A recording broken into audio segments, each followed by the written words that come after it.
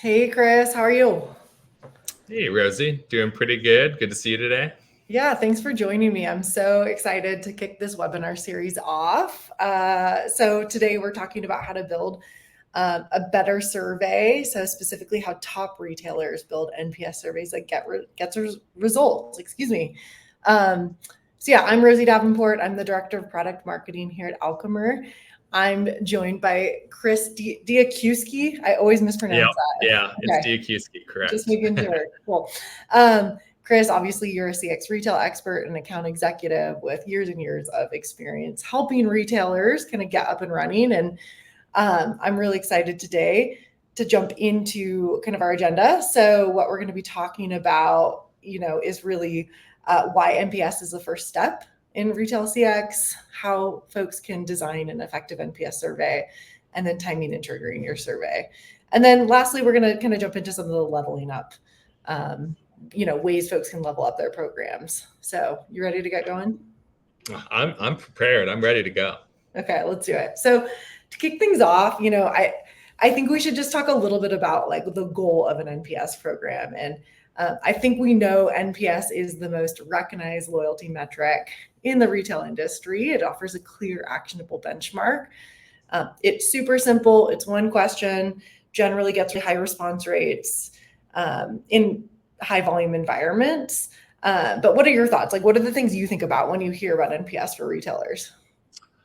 I mean, I think about a lot of different things. I mean, it's going to be one of the most prominently used, like you already articulated, one of the most prominently used question types. And, it's going to be used by a ton of different retailers, various verticals to kind of get that high level overview of where the business is standing. But yeah, I mean, like, being local to Seattle and partnering with a lot of the companies in this area, coming from my background, major coffee chains, seeing some of the best implementation of this program, as you can say, using NPS, leveraging that major coffee retailer in the local area. I've seen a lot of different programs and a lot of different spheres. So it's been exciting for me, and I'm excited to talk more about this. Yeah, me too. I think this is something I'd imagine that with accounts, you have this comes up a lot, right? It's a thing that everybody measures. And I think there's like one area of the business, this is a bit of a leading question, but it feels like there are folks in a business that really care about this number. And do you see that in your experience? Yeah, I mean, I definitely do. So it depends on what tier we're at, right? But the folks that are really caring about this number are going to be like your C-suites, your SVPs, some of the top line in the business, that most of our personas that we talk to on a day-to-day are going to be communicating those metrics to. So what is the health of the business? That's the age-old question, and where do we stand there? So that's kind of why it's important, why it's a crux of NPS or CX programs, and just diving more into that metric in particular, where to go from there, right? So I think that's kind of part of the conversation we're about to have. Yeah, which speaking of, just because people run NPS surveys and they're really, widely watched in orgs, doesn't always mean that they are well executed, right? Absolutely. How do you even kind of assess the situation? I mean, it can be used very well. It doesn't mean like it's the best program. I mean, you can just be running a single NPS question in your survey, or kind of just doing an NPS question with an open text. Is that the end all be all of your program? Hopefully not. And if it is, definitely talk to us at Alchemer so that we can help you improve your strategy around that, because that's less than ideal, let's say. But yeah, I mean, really, it's a topic that comes up so frequently. Let's say like every QBR that I've had in the last 6 years in the VX, CX, EX space, we've talked about this on the QBR. It's always a hot topic. And businesses want to understand that metric, so it's always going to be there. Yeah, totally get it. It is something we should do. We just need to make sure we're doing it really smart, in a smart way. So let's move on. I know we wanted to talk a little bit about challenges. There are some really common challenges that we see just because it's widely run. So what are some of those issues that you've come across with accounts? What have they mentioned to you, or things that people are trying to solve for? Outside of the common challenges that we have listed here, I mean, what else are we trying to solve for? I think like we're trying to take a look at not just, what does NPS do for the business, but then also taking a look back, peeling back that layer of the onion, and what is the root cause of different issues that you can kind of piecemeal off of that. So I think it's kind of just trying to level up the CX program. So I think we're taking a look a lot at people that just don't respond. There's a lot of fatigue from people that always are getting surveys. I get 1 million surveys in my inbox every day. I barely respond to any unless it's a customer of mine. That's just a trade secret. And if it's not, I do say to reach out to Alkmaar, of course. And then, generally we ask a lot of these questions and we don't action off of it. So how valuable is a metric if we're not actually using that towards any benefit, right? I mean, what's the business challenge? And then we just collect that information. Where does it go? What are we doing with it? Do the executives just say, great job, and we just move on? Like, what are we trying to key off that? Are we trying to improve different areas, stuff like that?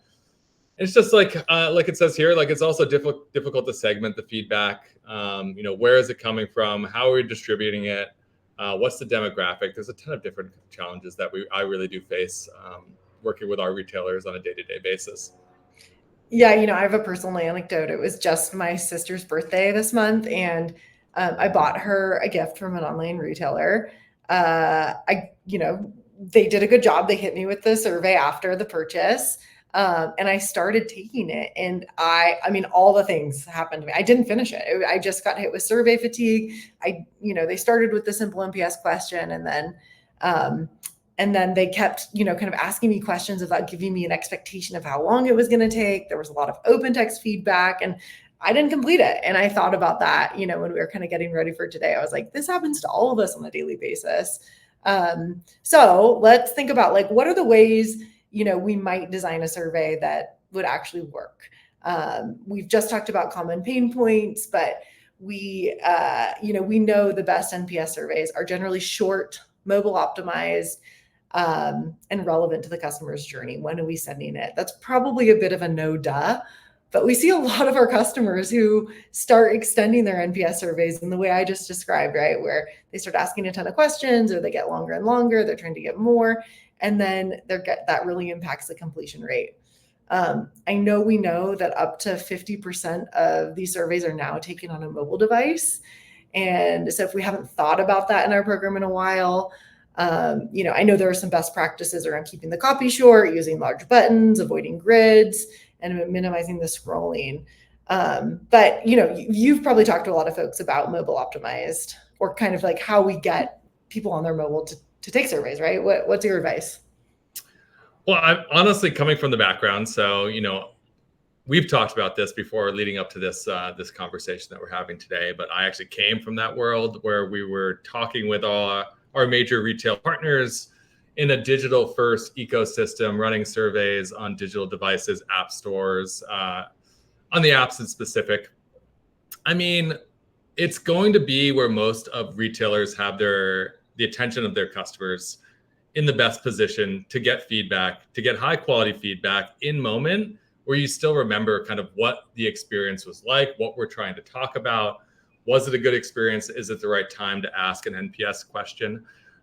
Which is perfectly where we situate in the marketplace, right? Where our product, our digital product, actually fits nicely in there. Is that in-moment feedback, short 3 to 5 questions. You can optimize and customize everything from there. And our best customers do optimize and customize the look and feel. But that's where you're going to have the most, that's where you're going to have your most attentive audience. And you'll generally see the highest response rates, like I was saying. So moving from a 1 to 3% maybe on an email response for an NPS program or any kind of customer experience or survey program, moving to something like 15 to 25% response rate is a huge uplift. It's what we're able to accomplish on the digital aspect of our product. And what ideally you want to be making business decisions off of, right? You don't want to be making a decision off of 3%, 1% of your population base. Are they your most attentive? Are they your frequent shoppers? Like, we really want to take a longer look at that, right? And keeping it short and sweet, getting to the point. So, well, as a marketer, Yeah, go Sorry to ahead. cut you off, but as a marketer, I hear double-digit response rates, and I'm like, whoa, that sounds amazing. And I think it's not an and or, right? Like you can have an in the moment, mobile app or web app, NPS survey pop up, and then they don't fill that out. You can also send them a follow up too. Like I think thinking about all those optimizations makes a lot of sense. But yeah, that double-digit number always strikes me. Getting that kind of response rate is incredible. I think, coming up here, we have something that's really simple, but a nicely designed retail NPS survey. And I think this one, for instance, shows up post-purchase on a website, has a very clean design. They chose a follow-up question based on what they care about most right now, if the website experience was good or not. But they can also, I know, set up, we have a way at Alchemer to set up automated follow-up questions once the score is selected. And I think I'd love to talk a little bit more about your experience helping folks understand the questions we need to ask once we understand the score that person's giving. And then, how do you kind of pick the right thing to ask at that moment? Yeah, I feel like that's a perfect segue. I mean, obviously, you want to talk to different cohorts differently, right? So you're going to have your different segmentations in an NPS. For example, you'll have your 0 to 6s. Those are going to be your detractors. You're going to have your passives, your 7s and 8s. And then your most loyal fan base, most likely, is going to be your 9s and 10s. It's always going to be about what can we do to move people to our 9s and 10s. So is that automation? Like, what are we doing to kind of track that metric from the lower tiers to move them up the flow to become our most loyal brand advocates? And so I think it is a great question. I think this is where you key in off of automation, and you kind of have to have not just a partner like Alchemer. You need to also have the overarching business sense that we collectively bring to our customer base. If it's not something that you're used to doing and you haven't run automation before and you don't know exactly what to do with all this data and information, that's exactly what we provide to level up the NPS program experience from what you're maybe doing now to adding more automation to helping you do best practices. And what do we do next, really? Yeah. Yeah. I love that. I mean, the fact that we can do this feels like something I don't know, we couldn't do this. Years ago, we weren't able to do this level of specialization. And now it's really cool to see how we can personalize and automate based on what we know is true of the customer. I think we mentioned this a bit earlier, but this idea of like low response rates, poorly timed surveys, it feels like you were starting to talk about this with our digital product and knowing the right moment to send or to ask for feedback. How critical do you think timing is when we're choosing, the NPS survey to send out and segmenting all those things? Like, how does that play into somebody's decision to set up their program? Well, I think it's probably the most essential piece, right? I mean, we just talked about the example at the top of our conversation where you received a survey and you didn't complete it because you had survey fatigue. So that's probably not the right place necessarily to engage. It was probably a few days, a week after you had a purchase. And you're like, what did I do? What did I purchase? Do I really remember what happened here? Not really. It was over. Yeah. So you're like, not only are you capturing potentially stale data, you also don't have the attention of the person that you're trying to get information from. So I think it really is, like, time is crucial. It's going to be the most important aspect of this. So you really need to figure out what those real-time capture moments are within whatever the platform is that we're trying to launch from. So is it digital? Is it in person? Is it a QR code after like a purchase in store? Is it going to be instantly sent after you purchase something via SMS? Is it going to be in the mobile application right after you have a purchase complete where we pop up a survey that way? Like, what is going to be that moment that's going to give you the best response rate and the best data? And that's what we partner with our customers on like where to. That's the most common question I always get from all of our product managers, our different personas at different retailers. Like, where do we send this and why that location and what are the metrics behind it? What do we benchmark against? So yeah, I think it's crucial. Yeah, I mean, it makes sense. And just because even, whether or not you're using a product like our digital tool or it's an email survey or whatever it is, like, it doesn't matter. I mean, you can set the timing up to to reflect the instances you just talked about. Like I know, I mean, I think we see this in a lot of stores, but not everybody does. It's like an in-store experience. You should probably have a QR code, right? Almost immediately, like have that in multiple places around the store, I'd guess. Get some real-time feedback. During the checkout process, you can ask for feedback. There might be some friction there, but depending on your experience, if it's a really big item, maybe you want to ask for feedback during or well, after your grocery store experience, I mean, even on your cart readout scanner, you're getting NPS surveys there about how your experience was. So I think there are moments everywhere that you have the opportunity to. It's about partnering with the right partner to understand kind of what those essential moments are for your business and what sort of metrics you're trying to tie back that makes sense for your business as well. That I think it's really impactful and it's very important, obviously.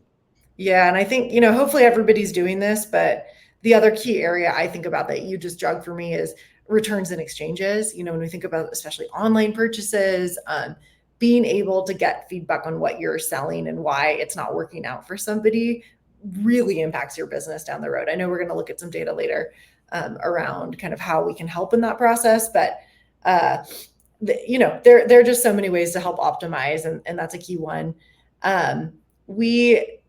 I'm going to stop and take a break here because I think I wanted to push you to give us a little story time. I think you might have a story for us about a customer that you can share and kind of their experience with NPS. Yeah, I mean, one of the major retailers that I partner with, this is maybe about timing, right? So we just talked about timing of an NPS platform, an NPS question, and when it's right for your business and when it makes the most sense. This one in particular, it's the retailer was asking after a positive experience for an NPS survey question and even after a negative experience for an NPS survey question. So what do you imagine happened at each of those different junctures? If it was a positive experience and you're asking an NPS question versus a negative. Do you know, Rosie? If I'm asking a positive? If you're asking something after a positive experience that has occurred with an NPS question versus after a negative experience that potentially occurred with an NPS question, what happened? Well, I'm guessing they gathered feedback related directly to, the positive score or the negative score. Yeah. And so that means the data is just flawed, right? So, I mean, essentially, you're having one that is way high. The NPS survey is off the charts because it's a positive experience.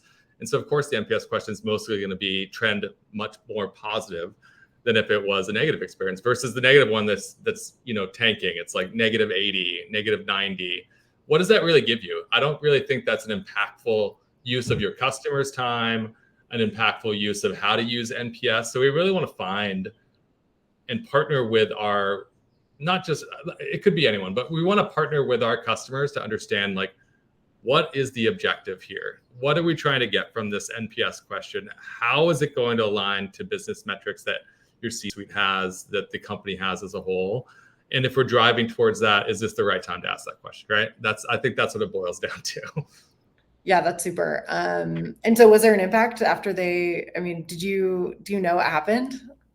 Well, yeah, I mean, they clearly saw that it wasn't working as expected. They're seeing two different, very polar opposite data points. So what I did is I pretty much told them, like, what is the business objective that we're trying to accomplish for here? Because if we're trying to get a holistic sense of how the business is faring, we want to pick more of like a neutral moment in time in that shopper's experience to understand kind of how they feel about your business. Because right now we're getting two different data points that are drastically different, and it's not really giving you anything at that point in time. So it was about strategizing on a QBR to take a look at this data, take a look at the metrics, be like, we think you should zero in on what we're trying to get down to as your core business objectives, and what is a neutral point within this entire flow for this shopper's experience, whether that be a post checkout or a delivery complete or whatever it might be. When are we asking that question? So it was about being that valued partner with that retailer to kind of assess the situation and make sure that they're asking the NPS question at the right point in time for that customer to make sure that it is unbiased, essentially. Yeah, I like that maturity, like that move to maturity. Like, yeah, it's one thing to be able to tell your executives, hey, our promoters are validating their experience and our detractors are, but to get the nuance in between would actually impact your business and actually impact the things the way you do them. and hopefully get folks to move, from that neutral to that promoter experience. I love that. Great story. We've talked, I think we're kind of hinting at some ideas around other ways to improve your NPS survey, and really a huge thing that everybody can do is automating, right? So taking steps to automate the program, which obviously allows you hopefully to act on your feedback immediately. What do you think, when you hear the word automation related to this, Chris, what comes to mind for you? If I can find my unmute button. What comes to mind in terms of automation? Well, I mean, we're showing an example of us eating our own dog food, which I think is helpful. Not just are we talking about how automation impacts responses and the entire customer experience. We use this in our customer experience program.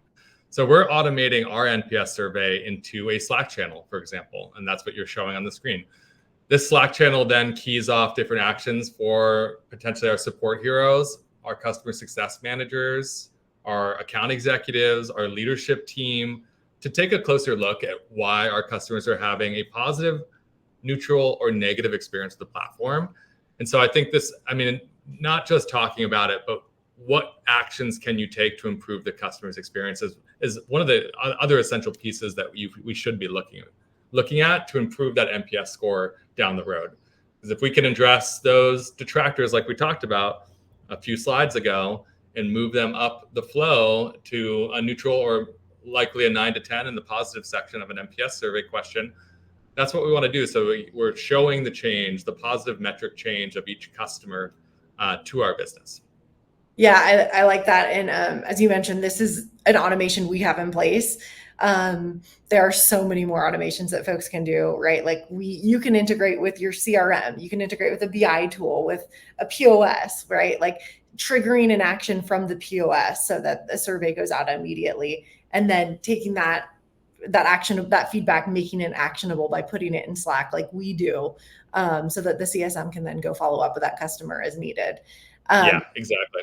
All of those, yeah. I mean, there are just endless ideas for the ways we can automate.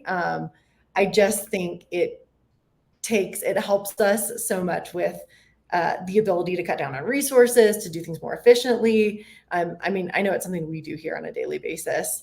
And then we find that when we actually close the loop with customers, that tends to boost loyalty and how folks perceive us, right, as a brand, and how accountable we are. I don't know if you have any examples top of mind for you that folks can do. Like, I know there's some digital examples. We have a pretty strong success case with something in our digital product that you might want to talk about. Yeah, I mean, well, of course, the digital product I think is super helpful. I mean, I have a variety of different use cases. I know some that we've benchmarked against. But working with customers after we do have a positive NPS experience, like I guess the digital experience itself is one to look at, because we can essentially key in off of those different engagements, like how they've responded to a particular question type or how they've engaged with a particular numeric value of an NPS question, to kick off like another flow, like a review, sending them to not just the App Store reviews.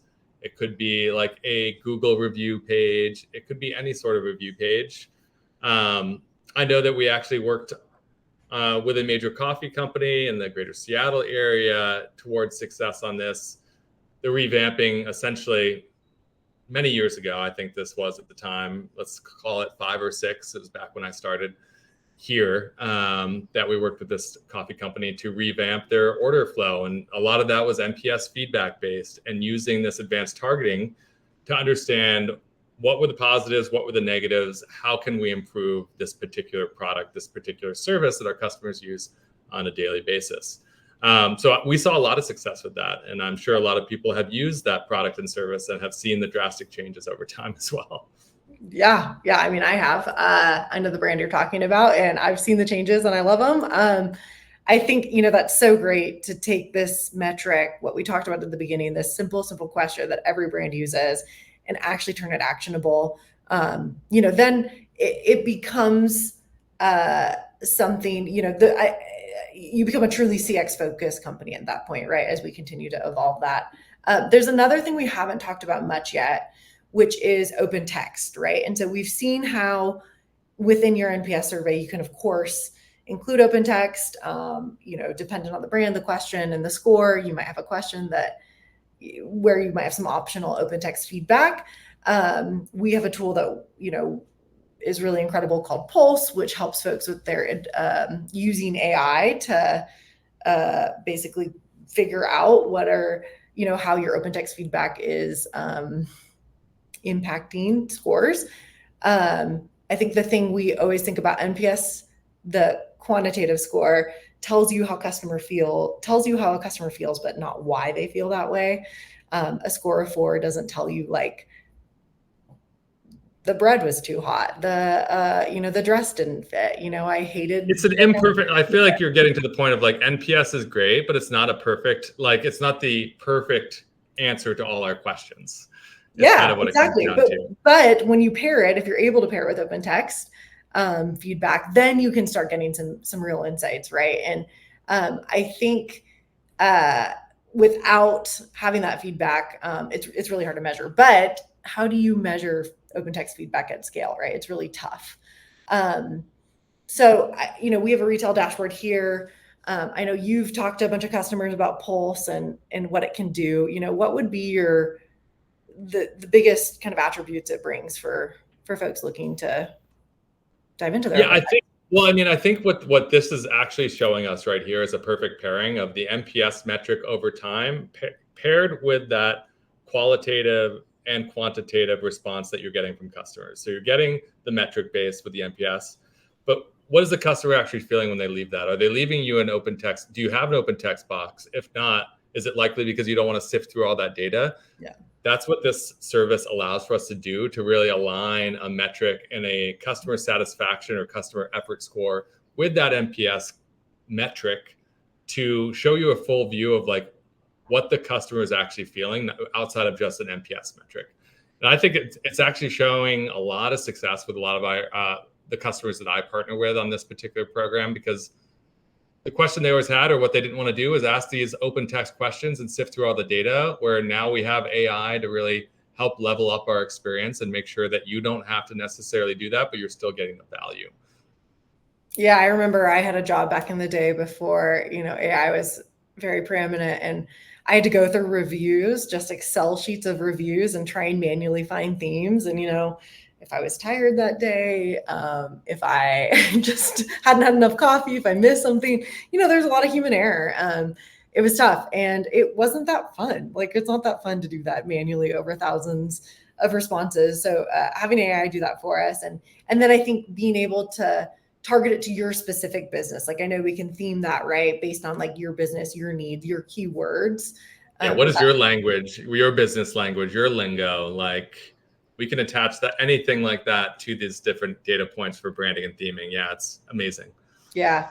I mean, I think in my mind, folks that have multiple locations, like if you have tons and tons of retail locations and online, like, to me, not having this and not being able to segment your open text by that, demographic, seismographic information would be really tough. So it's nice that we have it. I think it's going to be a really critical tool for folks in the future too. And then we have a case study here, kind of wrapping up, getting to the end of our talking points. We have a case study here, right? So this is a business that uses Alchemer, and they saw some pretty cool results. Do you want to take us through those?